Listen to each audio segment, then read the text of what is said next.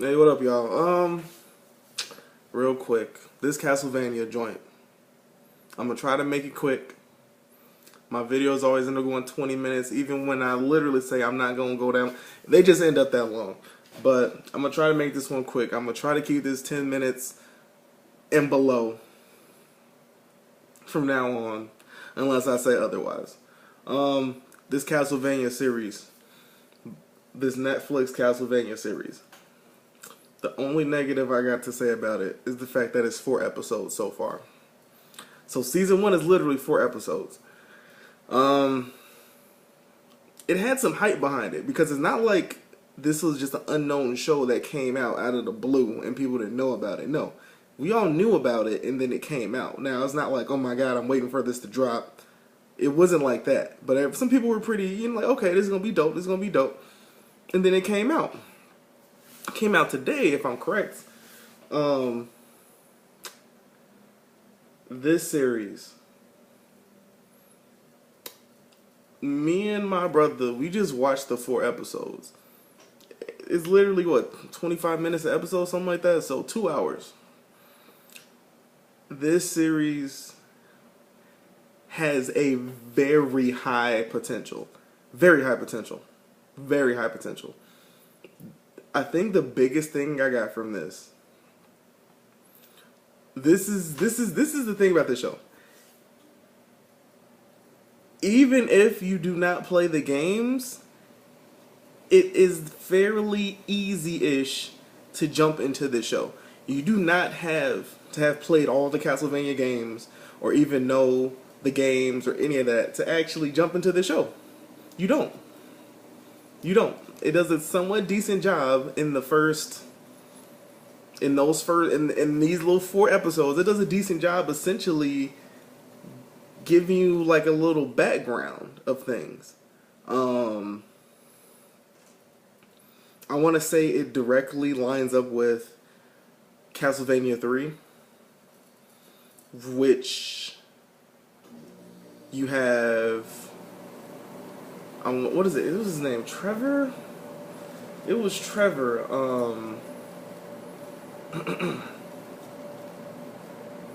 You had Trevor Belmont, Dracula, Alucard, Sifa? I can't remember how you actually say her name. But yeah, Sifa, Alucard, Trevor, Dracula, Lisa. You know, general background. But for those who did not play the games or the older games, Dracula 3 is essentially the prequel. It's the prequel. So that's the order this is going in, because they're literally taking you all the way back to the, essentially, not even the beginning, but out of all, if you actually look at all of the Dracula games, because Dracula 1, I want to say you play as Simone Belmont, I'm pretty sure. Castlevania 2, I can't remember Castlevania 2, but Castlevania, I'm pretty sure the first Castlevania, you play as Simone Belmont. Castlevania 3, that's when you play as Trevor Belmont, and essentially, it goes back to that prequel, to essentially the beginning of that. Now the thing is, the Belmont family and other royal families and whatnot, not royal, but I guess you could say royal families, other families, known families, the Belmonts being one of them, they had been doing this for generations on generations on generation. So in reality, if they ever wanted to, Konami could come out with a whole nother damn Dracula game that goes back to before Castlevania 3, technically, if they wanted to. But the earliest the game franchise technically goes story-wise is Castlevania 3. Castlevania 3 technically being the prequel to Castlevania 1. So this is where this anime essentially is taking place. It's taking place in the realm of Castlevania 3. We're not on Castlevania 64. Like, hell no. We're nowhere. Like, that's not what's going on. None of the newer stuff. Literally, this goes back to C3. That's where this is taking place. The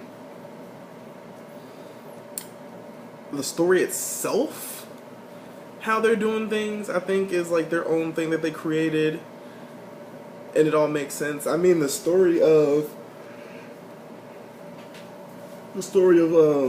Lisa and Dracula and everything, and then Alucard being their son. And don't get that mixed up with Alucard from Hellsing, because that threw me off for a second, because I forgot. I had to completely forgot that there was an Alucard in Castlevania. Like, I'm not a huge Castlevania fan. Like, I know Castlevania. I've seen the game speed run 1,000,000 times.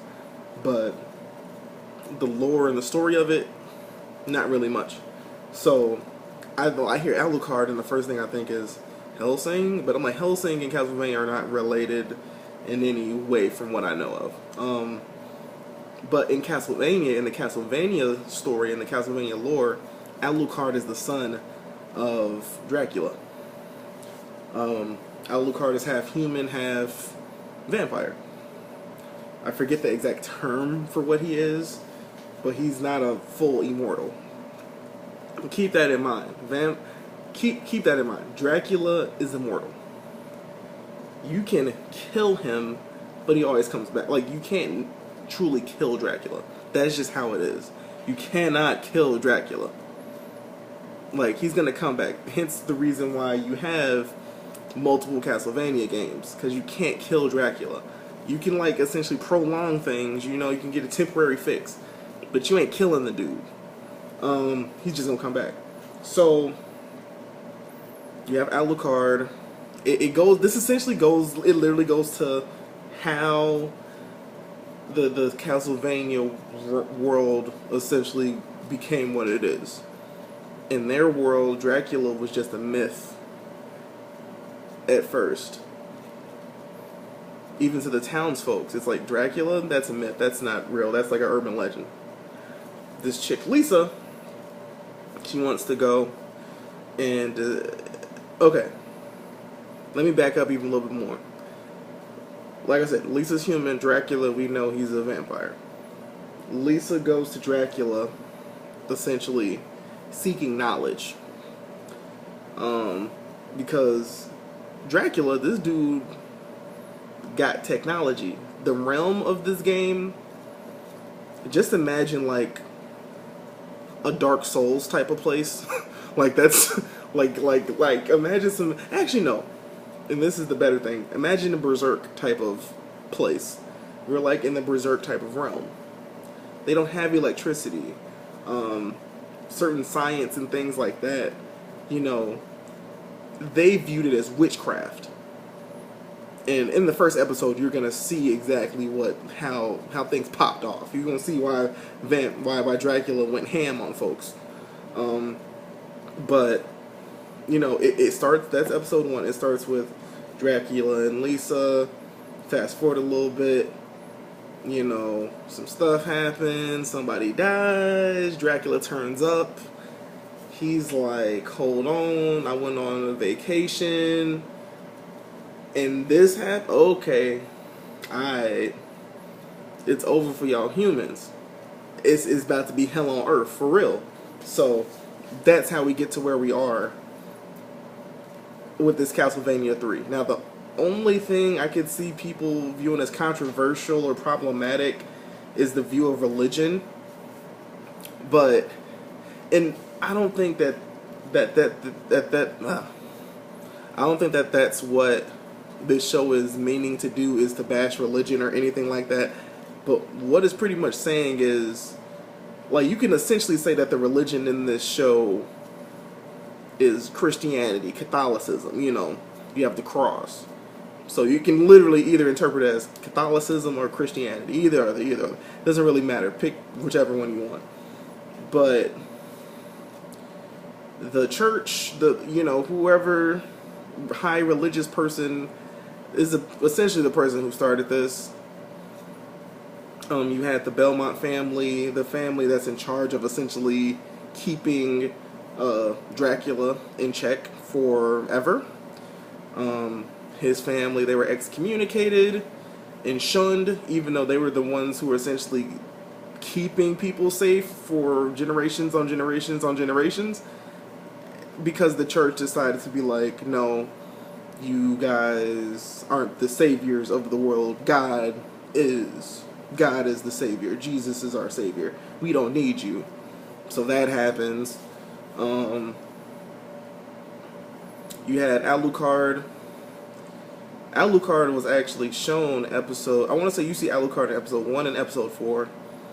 Because Alucard essentially... And this is spoilers. Spoilers all over the damn place. Alucard essentially tried to stop his father before things popped off, and Dracula was he wasn't stopping him. So, but essentially the way these 4 episodes go, by episode 4 we get you can tell that this is the setup for this show. Now, like I said, the only true negative is the fact that it's 4 episodes, because you get to watch in this show, it's savage. It's savage. I will straight up say this right now. This is what Berserk should have been. This is what Berserk should have been.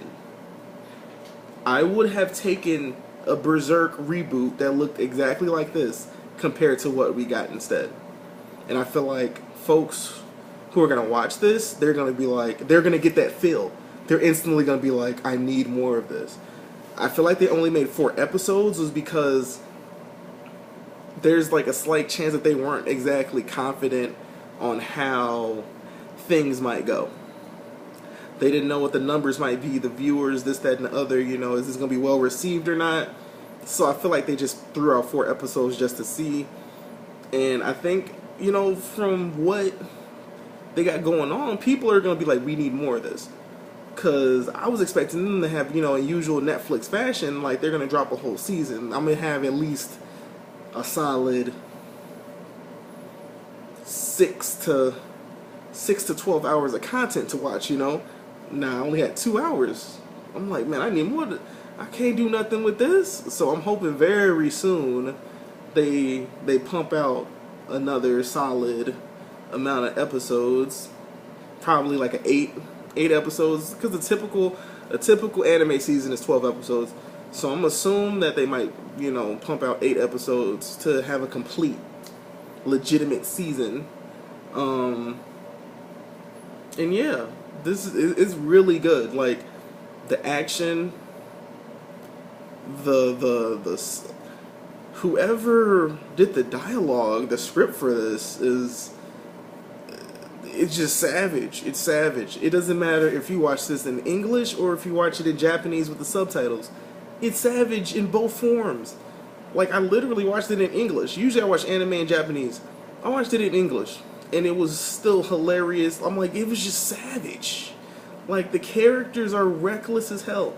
Trevor Belmont, savage of the year. Like, this, like, there's, like, it was like they just teased the hell out of you. These 4 episodes were just a tease. Because when they actually start on this adventure to go kill Dracula's ass, there's just so many possibilities on what the hell we're about to see. If anything, I think they will actually make, like, the bosses you would have fought in Castlevania 3, I think those are essentially going to be like the bosses we see in this anime adaptation. Like, I would think that would be the smartest way to do this. So that way you still have people who are getting that nostalgia. Like, oh yeah, I remember him, man. Yeah, you can still get that while still doing your own kind of story. But you're just having those same bosses from the game. It's like, why rewrite the wheel? It's like, go ahead, just take the bosses from the game, put them in animated form, have, Trevor, Alucard, and Sympha go and fight these folks, and yeah, it's dope. It's dope. I definitely give it my recommendation. I'm not even sure what it's gonna get on Rotten Tomatoes. Like, I can care less what the hell Rotten Tomatoes gives it, because I know for a fact, I sat there and watched a little 2 hours. I watched it and it was dope. It was dope. It's definitely worth the time. You know, you'll pump it out, you'll get it, and you're literally, by the time it's done, by them 4 episodes are done, you're gonna be like, where's the rest? Like, that's what you're gonna be sitting there like, okay, hold on, wait. This is where this is ending right now.